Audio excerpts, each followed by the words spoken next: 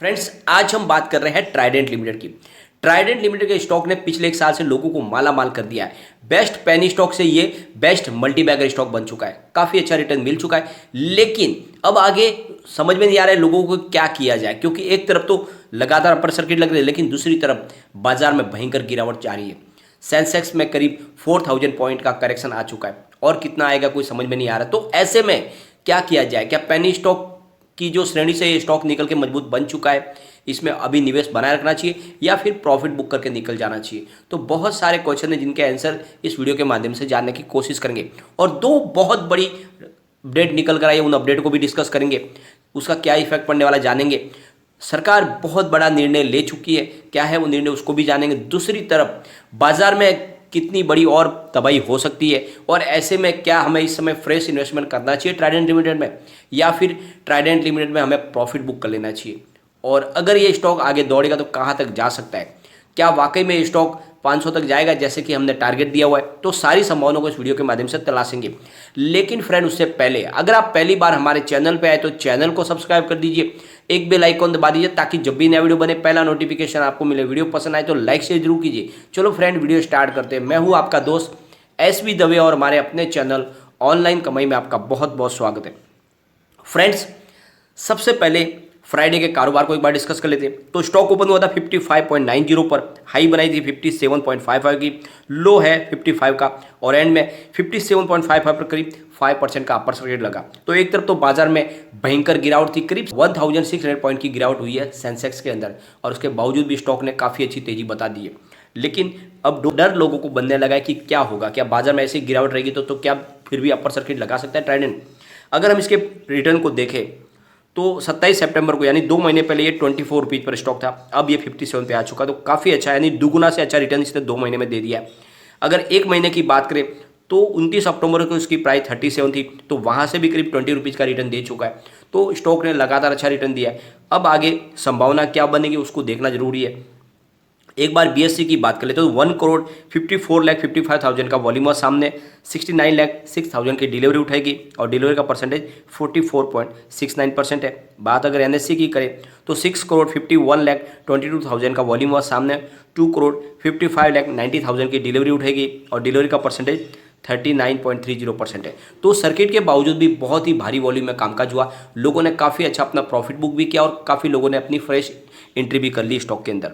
अगर हम इसके वॉल्यूम का एनालिस करें तो पिछले एक महीने पहले इसका 3 करोड़ का वॉल्यूम था, 1 वीक पहले 5 करोड़ का वॉल्यूम हुआ था, गुरुवार को 2 करोड़ का वॉल्यूम था, लेकिन फ्राइडे के दिन 8 करोड़ का वॉल्यूम हुआ। तो बहुत ही भारी वॉल्यूम में कामकाज हुआ। यहाँ पे आप देख लो कि ज़बरदस्त प्रॉफिट बुकिंग भी हुई और काफ़ी अच्छी खरीदारी भी हुई, क्योंकि स्टॉक में अभी भी मजबूती बनी हुई है। चाहे बाजार में करेक्शन आए तो भी लोगों को विश्वास है कि स्टॉक आगे दौड़ता रहेगा।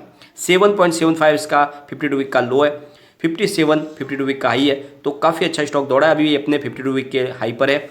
और इसके बीच में जैसे कि आपको पता ही होगा, दुबई में एक्सपो 2020 चल रहा है, तो वहाँ पर इंडिया की तरफ से जो नई अनाउंसमेंट की गई है कि इंडियन गवर्नमेंट 19,000 करोड़ रुपीज़ का नया निवेश करने जा रहे हैं टेक्सटाइल सेक्टर के लिए। तो एक बड़ा इन्वेस्टमेंट आने वाला है और इस इन्वेस्टमेंट के माध्यम से सरकार का कहना है कि बहुत सारे जॉब क्रिएट हो सकते हैं। तो सरकार की मंशा है कि कम से कम 19,000 करोड़ रुपए का नया निवेश किया जाए टेक्सटाइल सेक्टर में, और इसके लिए बहुत सारे वो नए इन्वेस्टर की तलाश कर रहे हैं। और minister of state textile and railway Darshana V Jardosh ने कहा है कि सरकार चाहती है कि इस सेक्टर को और तेज़ी से आगे बढ़ाया जाए, क्योंकि पूरे विश्व में हमारे प्रोडक्ट की काफ़ी अच्छी डिमांड है और लोग उनको पसंद करते हैं। जो हमारा जो रॉ मटेरियल है और जो मैन्युफैक्चरिंग प्रोडक्ट है उनकी डिमांड बहुत अच्छी है और इसका हम फ़ायदा उठाना चाहते हैं और इस कारोबार को बहुत तेज़ी से आगे बढ़ाना चाहते हैं।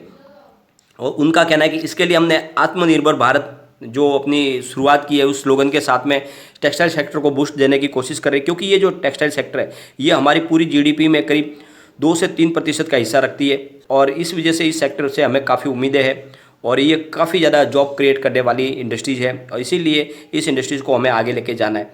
ये जो बिजनेस है ये तेज़ी से आगे बढ़े, इसके लिए हम कोशिश कर रहे हैं। सरकार ने पीएलआई स्कीम पार्ट 2 भी लॉन्च की है, जिसके लिए 10,683 करोड़ रुपीज़ रखा गया है इस सेक्टर के लिए। और ये जो 19,000 करोड़ का जो नया निवेश आएगा, इस निवेश के बाद में इस इंडस्ट्रीज में बहुत अच्छी ग्रोथ बनने की संभावना बन चुकी है। तो इस तरह से बड़ी ये अनाउंसमेंट की गई है सरकार की तरफ से दुबई एक्सपो 2020 में कि यहाँ पे सरकार करीब 19,000 करोड़ रुपए का नया निवेश करने जा रही है। ये निवेश दूसरे पार्टनर के माध्यम से लिया जाएगा, क्योंकि सरकार अपनी तरफ से ऑलरेडी इसमें 10,683 करोड़ रुपीज़ की PLI स्कीम के थ्रू सरकार मदद कर रही है। तो बहुत बड़ा जब निवेश आएगा तो इस सेक्टर के आने वाले समय में दिन पलट सकते हैं, और टेक्सटाइल सेक्टर के लिए सरकार बहुत सारे काम भी कर रही है। दूसरी तरफ जो GST का जो मामला बना है कि जैसे कि GST 12% करने वाले हैं, तो उससे ज़्यादा इफेक्ट ट्राइडेंट को पड़ने वाला नहीं है, क्योंकि ट्राइडेंट लिमिटेड ऑलरेडी जो प्रोडक्ट बनाती है उनकी जो प्राइस है वो 1000 से ऊपर है। और दूसरी तरफ उनके पास बहुत सारे डाइवर्सिफाइड बिजनेस है। कंपनी केमिकल का बिजनेस भी करती है, कंपनी का पेपर का बिजनेस भी है, और एक्सपोर्ट का मेन बिजनेस है। तो इससे उसको ज़्यादा इफेक्ट नहीं पड़ रहा है, और इस वजह से यहाँ पे लोअर सर्किट का दौर नहीं जारी होकर अभी भी अपर सर्किट का दौर जारी है। और फ्रेंड्स, इसके बीच में जो ये जो नया निवेश आएगा, तो इसका आने वाला आने वाला जो समय है वो ट्राइडेंट लिमिटेड के लिए बहुत ही एक बड़ा गोल्डन पीरियड साबित होने वाला है। तो निवेश आप बनाए रख सकते हैं अगर आपका नज़रिया लॉन्ग टर्म का है। लेकिन अगर आपका शॉर्ट टर्म और मिड टर्म का नजरिया है तो समय है कि आप प्रॉफिट बुक कर लें, क्योंकि माहौल जो है बहुत ज़्यादा निगेटिव बन चुका है बाजार के लिए।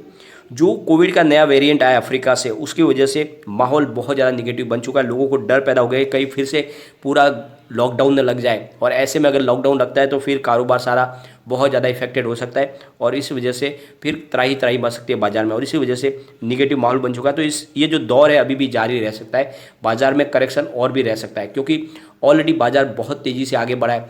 जब पहले इसकी जो फर्स्ट लहर आई थी कोविड की, उसके बाद से अभी तक कोई बड़ा करेक्शन नहीं आया, इसीलिए अब लग रहा है सबको कि भाई ये करेक्शन बड़ा आ सकता है। दूसरी तरफ जो FI अब लगातार वो अपना माल बेच रहे, और जैसे कि आपको पता है जब FI माल बेचने पे आ जाते हैं तो उनकी बहुत बड़ी सेलिंग होती है। उस प्रेशर जो होता है सेलिंग का, उसकी वजह से मार्केट में और भयंकर गिरावट की संभावना बन जाती है। तो घरेलू बाजार में लगभग उन्होंने करीब 2300 करोड़ रुपीज़ का अपना जो है माल बेचा है, तो बहुत बड़ी अमाउंट है ये।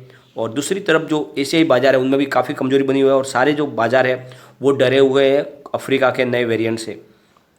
और एक जो और रीजन है कि कच्चे तेल के प्राइस है उसमें गिरावट हो रही है, और उसका असर भी स्टॉक मार्केट में पड़ता है, हमारे भारतीय स्टॉक मार्केट में उसका काफ़ी ज़्यादा असर पड़ता है।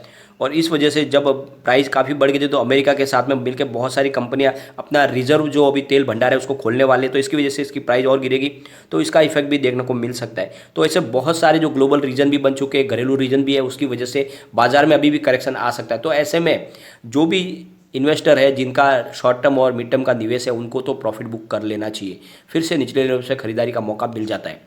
लेकिन जो लॉन्ग टर्म इन्वेस्टर है उनको डरने की कोई बात नहीं, यह डेफिनेटली बहुत बड़ा मल्टीबैगर स्टॉक है, क्योंकि जिस तरह से कंपनी का कारोबार तेज़ी से आगे बढ़ रहा है, Q3 का जो रिजल्ट आएगा वो इससे भी बेहतरीन होगा, तो स्टॉक तो लगातार आगे बढ़ेगा, आपके निवेश को कई गुना बढ़ा देगा। आने वाले 5 साल में जो हमने टारगेट दिया 500 रुपीज़ का वो डेफिनेटली आएगा, और आने वाले 2 साल में ये 100 को क्रॉस भी कर जाएगा, तो कोई डरने की बात नहीं है। लेकिन short term mid term investor मौके का फ़ायदा उठा ले और इस समय अपना प्रॉफिट बुक कर ले। स्टॉक बहुत मजबूत है, एक बार इसके पिवट लेवल को भी चेक कर लेते हैं। तो यहाँ से अगर स्टॉक स्लिप होता है तो 55.85 पर इसको फर्स्ट सपोर्ट है। स्टॉक अगर और नीचे गिरेगा तो 54.15 तक जा सकता है, और जो थर्ड सपोर्ट निकल के आ रहा है वो 53.30 का है। ऊपर की तरफ मूव करने पे जो टारगेट निकल के आ रहा है वो 58.40 का फर्स्ट टारगेट है, सेकंड 59.25 का टारगेट है, और थर्ड 60.95 का टारगेट है। तो स्टॉक आपको 60 के ऊपर जाता हुआ दिखाई दे रहा है अगर ऐसे ही बुलिश जोन में रहता हो। और वैसे जैसे कल की संभावना है, बाजार अगर खुलेगा सोमवार को तो हो सकता है कि पॉजिटिव माहौल में स्टॉक एक बार 60 को क्रॉस कर जाए, तो ऐसे में आपको प्रॉफिट बुक करने के बारे में सोचना चाहिए, क्योंकि बाजार में गिरावट की संभावना अभी भी बनी हुई है। हो सकता है थोड़ा सा बाजार बाउंस बैक दे, लेकिन उसके बाद में फिर से यहाँ पे गिरावट की संभावना जरूर बनेगी, क्योंकि बाजार अभी भी करेक्शन के इंतजार में है, क्योंकि 4000 का करेक्शन आ चुका है, लेकिन अभी इसमें और 4 से 5000 पॉइंट का करेक्शन की संभावना बनी हुई है, क्योंकि बाजार में पैनिक माहौल बना हुआ है नए वेरिएंट की वजह से। तो इसलिए आपको अपना प्रॉफिट बुक करने की कोशिश करनी चाहिए। लेकिन फ्रेंड, कोई भी इन्वेस्टमेंट करने से पहले अपने फाइनेंशियल एडवाइजर से एडवाइस ले ले या अपना खुद का रिसर्च करें, क्योंकि मैंने वीडियो आपके एजुकेशनल पर्पज़ के लिए ही बनाया। वीडियो पसंद आए तो लाइक शेयर जरूर कीजिए और चैनल को सब्सक्राइब कर दीजिए। Thank you friend.